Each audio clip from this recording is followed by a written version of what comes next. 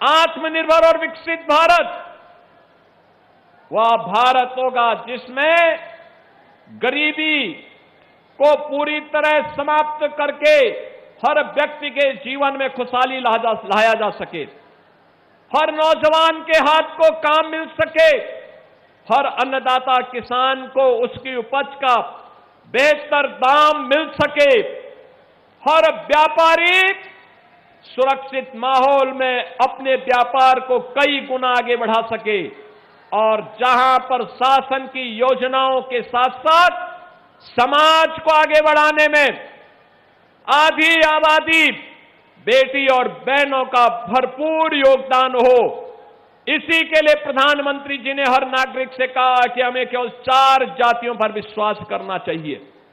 ये 4 जातियां हैं गरीब, अन्नदाता किसान, महिलाएं और युवा। ये 4 जाति के अलावा और जाति नहीं।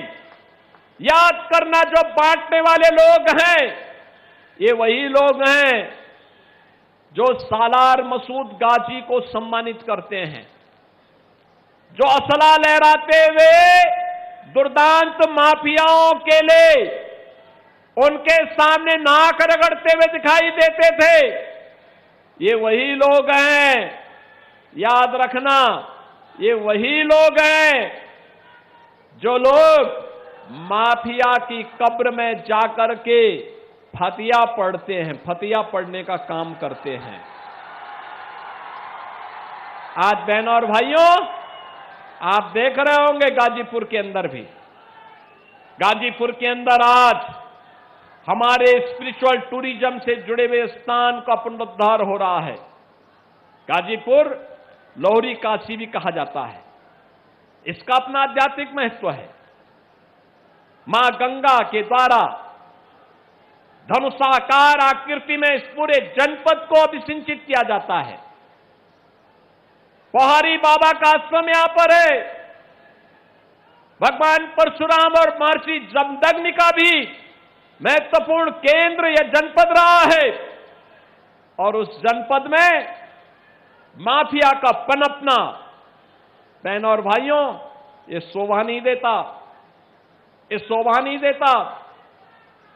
तात्कालिक रूप से कुछ लोग लाभान्वित हुए होंगे, लेकिन याद करना, एक खतरनाक प्रवृत्ति है। ये माफिया किसी के नहीं होते, ये हमेशा समाज का खून चूसते हैं, गरीब का शोषण करते हैं, व्यापारी में भय और दहशत की स्थिति पैदा करते हैं, बेटी की सुरक्षा के लिए खतरा पैदा करते हैं। और इसी के लिए हमारी सरकार ने तय किया था पहले दिन से कि अपराध और अपराधियों के प्रति, माफिया और माफिया के संरक्षक दाताओं के प्रति सरकार की 0 टॉलरेंस होगी। बहनों और भाइयों, ये 0 टॉलरेंस आज आप देखते होंगे, जब सरकार ने कहा थी माफिया को मिट्टी में मिलाएंगे, तो माफिया मिट्टी में मिल गए। अब माफिया मिट्टी में मिल चुके हैं। अब कोई गरीब का बेटा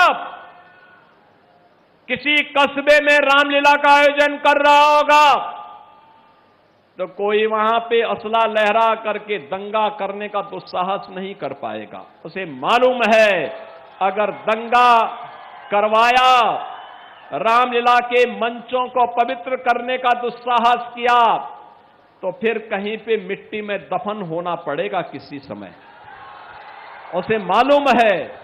और इसलिए बहनों और भाइयों, मैं तो आप सबका आह्वान करूंगा, एक नए भारत के निर्माण के लिए हमें आगे बढ़ना पड़ेगा। अपनी उस गौरवशाली अतीत की ओर देखना पड़ेगा, जिस गौरवशाली अतीत के लिए कभी इसी धरती से पूर्व विधायक श्री कृष्णानंद राय ने लड़ाई आगे बढ़ाई थी। याद करिए ना, इसी धरती पे लड़े थे वे उन माफियाओं के खिलाफ। लेकिन सत्ता के संरक्षण में पल्ले माफियाओं ने किस निर्ममता और बर्बरता के साथ कृष्णानंद राय समेत यहां के 7 युवाओं की निर्मम हत्या कर दी थी। याद करिए, सारे प्रमाण होने के बावजूद उन माफियाओं को सत्ता का संरक्षण प्राप्त होता रहा। लेकिन आज हम कह सकते हैं माफिया को कोई संरक्षण नहीं मिल सकता, और अगर कोई संरक्षण देगा तो उसकी दुर्गति तय है, इसको भी हर व्यक्ति जानता है।